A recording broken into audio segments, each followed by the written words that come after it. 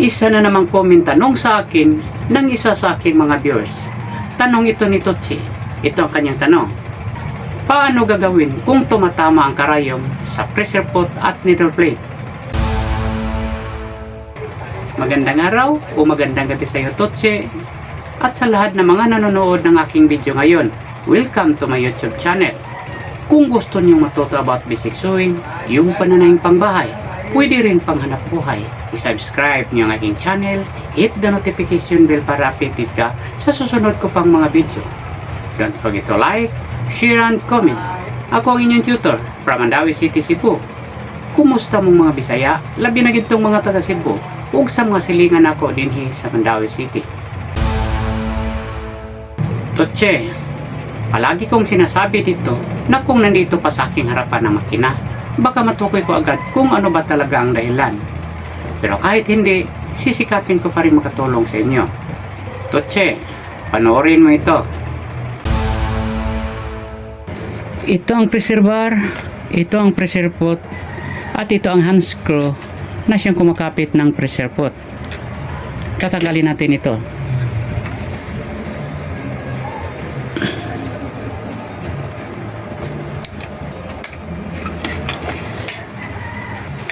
Ito naman ang needle bar, ito ang needle. Ito ang kanyang needle clamp, siya kumakapit ng needle. At ito ang kanyang thread guide, para hindi tumatalsik ang sinulid. Itong maliit na screw na to, ay tumatagos ito patungo dito. At ito ang nagsilbing stopper ng karayom, na kung magkakabit ka ng karayom, kailangan isasagad mo dito pataas, dahil may stopper ito. Pero minsan mangyari na itong maliit na screw na to ay nawawala at hindi alam ng may-ari na may screw pala dito. Kaya sa pagkabit nila ng karayom, hindi nila makontrol kung saan ba dapat ang karayom. Mapapataas nila na todo o kaya hindi maabot kung saan siya dapat. Yan ang ibang dahilan. Minsan, kung wala ito at sabi mo tumatama sa needle plate ang kanyang karayom, baka ay hindi niyo napapaangat ng todo hanggang dito sa kanyang stopper. Halimbawa, nandito lang siya ang kanyang dulo, hindi na umaabot dito. Pagbaba ng karayom, masyadong maga ang kanyang pagbaba at minsan tumatama ito dito. Pero ang kadalasang dahilan kung tumatama ito sa needle plate, kasi ito ang needle plate, kung baluktot ang karayom. Siguraduhin nyo ang karayom ay tuwid. Tingnan nyo mabuti, i-check ninyo. Pero halimbawa, kung ang inyong karayom ay tuwid at ganon pa rin, tumatama sa needle plate, ibig sabihin, hindi siya sumisintro, pumapaling siya patungong gilid at tumatama sa needle plate. Halimbawa lang, ang ibig sabihin na ito ay, posibleng itong needle bar ay bumabaloktot ng konti. Mangyari din ito minsan. At ang dahilan nito, kadalasan, ay baka natatamaan ito ng matitigas na bagay. Baka pinaglaruan ng mga bata, pinupukpok, posibleng mapabaloktot ito ng konti. Kaya ang dapat mong gawin ay itutuwid mo. May video ako na ipinalabas na ang title, Paano ba isintro ang karayom sa butas ng needle plate? Mahabang explanation ko doon. Subukan nyo hanapin sa aking mga video at panoorin mo. Baka ito ang dahilan ng sinabi mong tumatama ang inyong karayom sa needle plate at saka sa pressure pot. Kung tuwid lang ang inyong karayom at saka hindi baloktot ang inyong needle bar, hindi ito tumatama sa needle plate. Kasi ang kanyang alignment nito ay kung kakabitan mo ng karayom, ang karayom ay tumatama sa gitna ng butas sa needle plate. Yan, tingnan mo. Ganon. Pero sa sinabi mong tumatama siya sa pressure pot, mayroon naman pong ibang dahilan. Ikakabit natin ito ulit. Ito na. Ito na ang kanyang pressure pot.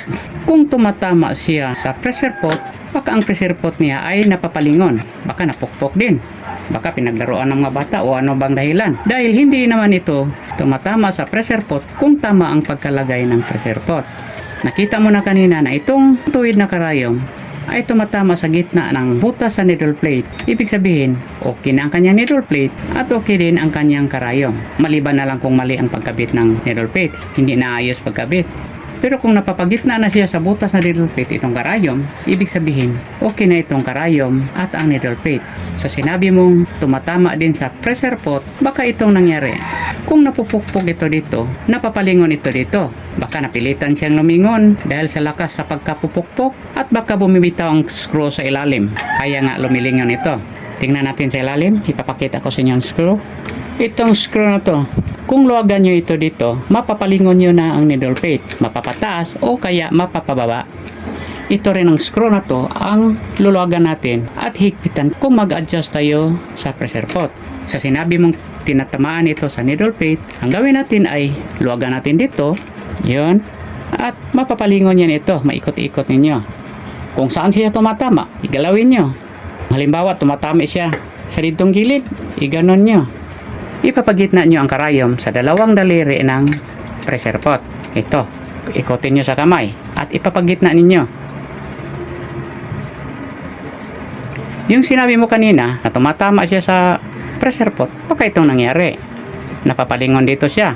Yon, matatamaan siya.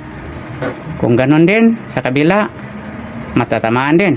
Para hindi siya matamaan, iba ang karayom at hanapin ang gitna sa dalawang daliri ng pressure pot at doon mo ito ilagay ang karayom. Pagkatapos, higpitan nyo ulit dito. Yan. Kung mahigpitan na, hindi na ito magalaw. Hindi na ito mapapalingon. Yan. Napapagitna na siya. Kanina, napapagitna natin sa butas ng needle plate at ngayon, napapagitna naman ang karayom sa dalawang daliri ng pressure pot. Pero ingat sa pagluwag dito at paghigpit dahil sa pagluwag nyo ito dito ay bumababa ito dito dahil tinutulak ito ng spring na to. Kaya kung naayos nyo na dito, baka iba na naman diferensya. Kaya bago nyo higpitan, ito ang kailangan mong gawin. Itong lifter ay angat mo nyo ng konti. Konti lang, yon. Nung napaangat nyo na, ikutin mo sa kamay ang balance wheel. Tanggalin natin ulit ito para makikita natin ang kanyang ngipin. Pag ikot ninyo, tingnan mo na lumulubog ang kanyang ngipin. Yon. Lumulubog na siya. Pag lumulubog na ang kanyang ngipin, ibalik nyo ang pressure pot. Ulitin ko. Tingnan nyo ang kanyang ngipin. Iangat muna natin ang pressure pot para makita natin ngipin. Pag lubog niya, ibaba mo muli ang kanyang pressure pot. Yon. Tapos, habang napapagitna ito sa dalawang daliri ang kanyang karayom, itulak nyo ito pababa na sumasagad ito dito sa baba. Yan. Siguraduhin nyo na nakadiin ito sa needle plate ang kanyang pressure pot. Samantalang ang kanyang ngipin ay lumulubog. Balik tayo dito sa lifter. Yun. Habang lumulubog ang ngipin at napapadiin ito sa kanyang needle plate at saka nakasentro ito sa kanyang dalawang daliri, ang needle, hawakan nyo dito, itulak nyo pababa para hindi siya madadala papangat. Kasi iangat natin ng konti ang kanyang lifter. Ito, tingnan niya. Iangat natin ng konti habang nananatili sa baba ang kanyang pressure pot na nakadiin sa needle plate. Tapos, higpitan natin. Pag higpit natin, bitawan. Ayun. Siguraduhin yung may konting gap dito. Konti lang. Yan. May konting gap dito. Kasi kung nakapatong ito dito, hindi masyadong nakatulak pababa ang spring. At ang mangyari, hindi maayos ang pagtakbo ng kanyang tinatahi. Yan na. Pagbaba natin, may konting gap dito. Ulitin natin, habang nakaluwag, habang nakadin ito dito, iangat natin ng konti, at saka higpitan. Kung sa tingin nyo, medyo malaki-laki lang, pwedeng adjust ninyo ulit.